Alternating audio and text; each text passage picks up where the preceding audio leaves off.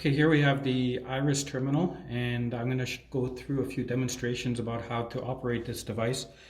Specifically, I want to show you here. Here's the RGB camera, which is 2 megapixel. It's the same as the face devices that we use, the UBio-X Pro Lite.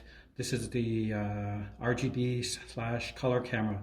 And on the IRIS, here's the one main difference that we use is the 5 megapixel camera, because it has to actually get a lot of details from the IRIS in your eye. So it has to use a very high resolution camera for that. As you can see, the camera is tilting up and down. That's the auto tilt function. So it's sensing the different heights, or the height of the person going a short person or a taller person, and it'll auto adjust according to that.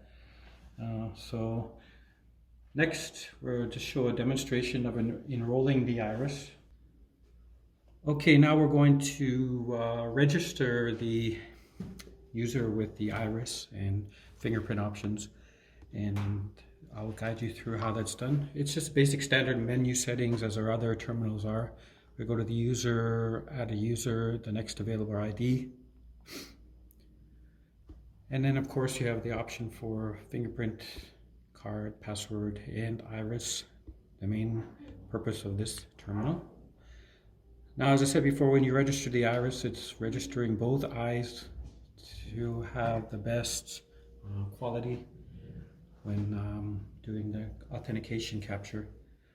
So you have to be within, say, 50 centimeters of the device, and we're going to start, and you're going to see the camera adjusts automatically, and one for the left and right eye progress bar, and it captures pretty fast.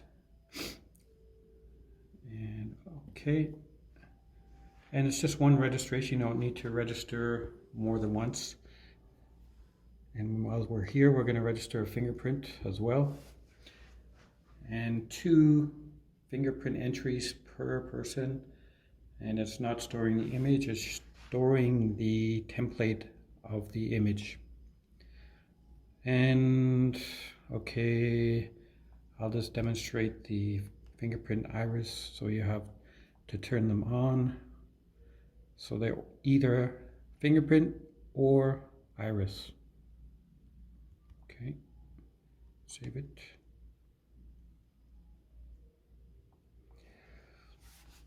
Now user approaches the device. It gives you a little bit of guidance, whether to move forward, step back, and not good.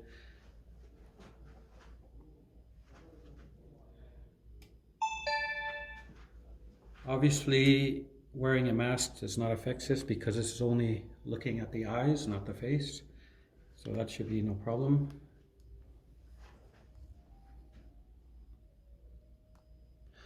I'm not registered in the device, so it can't detect me. Or else you can use the fingerprint in this example instead of the iris,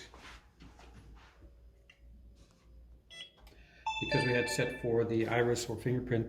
And just let me show quickly, modify the user number 1.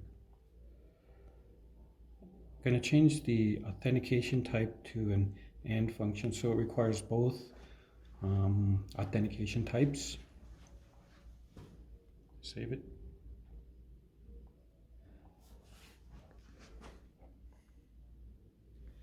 So then immediately jump to the fingerprint, because the iris was caught already. We'll do that again because it was too quick. Caught the iris and entering the fingerprint. So that's a dual combination for a little bit higher security.